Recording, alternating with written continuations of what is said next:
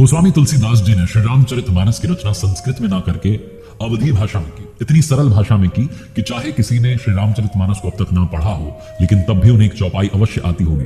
वो है मंगल भवन अमंगलहारी द्रवहु सुदशरथ अजिर बिहारी। जो मंगल करने वाले अमंगल को दूर करने वाले हैं, वो दशरथ नंदन प्रभु श्री राम मुझ पर अपनी कृपा करें।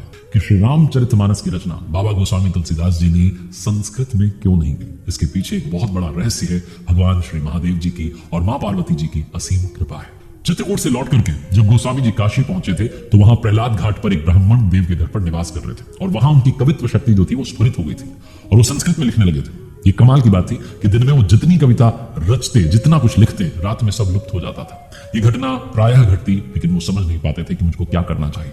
8वें दिन श्री तुलसीदास जी को स्वप्न हुआ। भगवान महादेव जी ने प्रकट होकर के कहा कि तुम अपनी भाषा में काव्य रचना करो, संस्कृत में नहीं। कहा जाता है कि आदेश उन्हें इसलिए हुआ क्योंकि महादेव जी को पता था कि आने वाले समय में संस्कृत जानने वाले, बोलने वाले बड़े कम मिलेंगे। नींद उचट गई, तुलसीदास जी उठकर के बैठ गए। हृदय में स्वप्न की ध्वनि गूंजने लगी। उसी समय भगवान महादेव जी और माता पार्वती जी उनके सामने प्रकट हुए। तुलसीदास जी ने साष्टांग प्रणाम किया। शिव जी ने कहा, मातृभाषा में काव्य निर्माण करो। संस्कृत जो है वो आने वाले समय में कम समझ में आएगी, उसको जानने वाले, बोलने वाले कम हो जाएंगे। ऐसी भाषा लिखो जिससे सबका कल्याण हो। और फिर तुलसीदास जी को आदेश दिया कि जाओ जाकर के अयोध्या में रहो, वहां जाकर के लिखो जहां भगवान की जन्मस्थली है और जो भगवान श्री सीताराम जी का नित्य धाम है, वहीं उनकी कथा को लिखना, उसकी रचना करना उचित होगा। मेरा आशीर्वाद तुम्हारे सामने है। तुम्हारी जो काव्य रचना होगी वो साम वेद के समान सफल होगी। इतना कहकर के गौरी शंकर जी अंतर ध्यान हुए और उनकी कृपा और अपने सौभाग्य की प्रशंसा करते हुए तुलसीदास जी पहुंच गए अयोध्या। वहीं रहने लगे। एक समय दूध पीते थे, भगवान जी का भरोसा था, संसार की चिंता उनको स्पर्श नहीं करती थी। और कुछ दिन यूं ही बीत गए। संवत 1631 आ गया। चैत्र शुक्ल राम नवमी के दिन वैसा ही योग जुड़ गया जैसे त्रेता युग में श्री राम जी के जन्म के दिन था। और उसी दिन प्रातः काल में तुलसीदास जी सोचने लगे कि क्या इस समय भगवान का अवतार होने वाला है। आश्चर्य की बात है कि अभी इस समय अवतार कैसे हो सकता है। कहा जाता है कि उसी समय श्री हनुमान जी प्रकट हुए और तुलसीदास जी को दर्शन देकर के कहने लगे कि आप जो सोच रहे हैं वो होने जा रहा है। अवतार तो होगा, परंतु मनुष्य शरीर के रूप में नहीं, अपितु एक अद्भुत ग्रंथ के रूप में। इसके बाद हनुमान जी ने गोस्वामी जी का अभिषेक किया।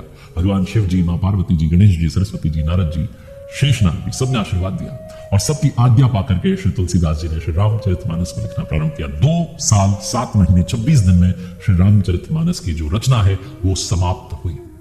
अब बात करते हैं काशी की एक सुबह। श्री काशी विश्वनाथ मंदिर परिसर में कुछ महात्मा जुटे हुए थे, विद्वान जुटे हुए थे और बड़े क्रोध में थे। उनके स्वर जो थे वो जैसे अंगारों में बदल गए थे और सबके गुस्से का कारण थे गोस्वामी तुलसीदास जी।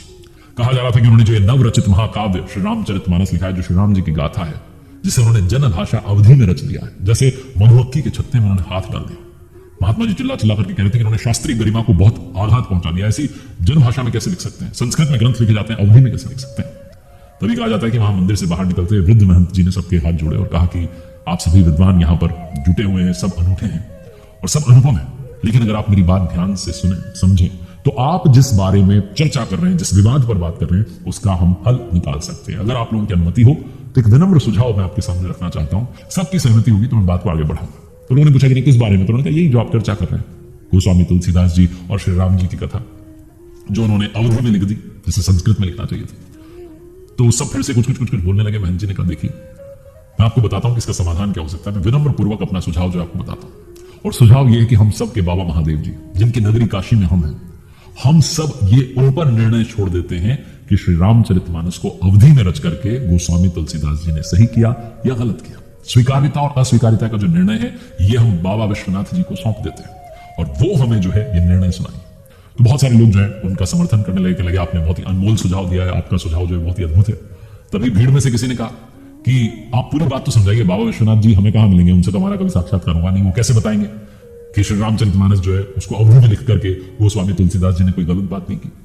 तो महंत जी जैसे पहले से ही तैयार थे, उन्होंने कहा कि सुनिए मेरी बात सुनिए, बाबा विश्वनाथ जी जो है उनकी कृपा होगी, वो हर पल हमारे साथ है, उन्हें कहीं खोजने की आवश्यकता नहीं है, वो तो यही काशी में है, हर क्षण हर पल हमारे साथ है। तो उन्होंने पूरा तरीका बताया कि करना क्या है। शयन आरती जब होगी मंदिर में तो बाबा जी के समक्ष जो है ग्रंथों की पूरी थाक सजा देंगे, बहुत सारे ग्रंथ रख देंगे और रामचरितमानस को भी इसी में सबसे नीचे रख देंगे। अब देखते हैं कि बाबा का निर्णय क्या आता है। अगली सुबह जो है मंदिर का जब पट खुलता है, सबको उस पल की प्रतीक्षा थी कि क्या होने जा रहा है। तो चमत्कार सबके सामने था। श्री रामचरितमानस ग्रंथों की जो थाक लगी हुई थी, इसमें बहुत सारे ग्रंथ थे, उसमें सबसे ऊपर प्रतिष्ठित मिली और प्रथम पृष्ठ पर बाबा का अमूल्य हस्ताक्षर था। कहा जाता है लिखा था सत्यम शिवम सुंदरम।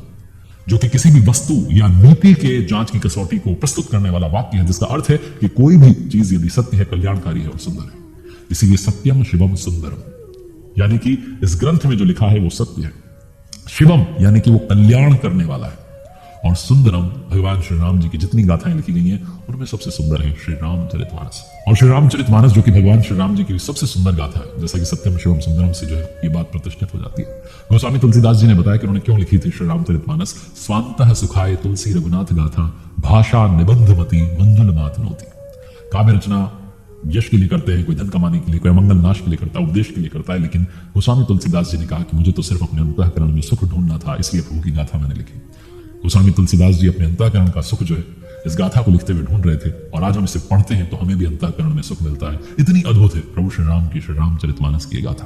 प्रभु श्री राम की कृपा सभी पर बनी रहे। ये वीडियो देखने के लिए आप सभी का बहुत बहुत धन्यवाद।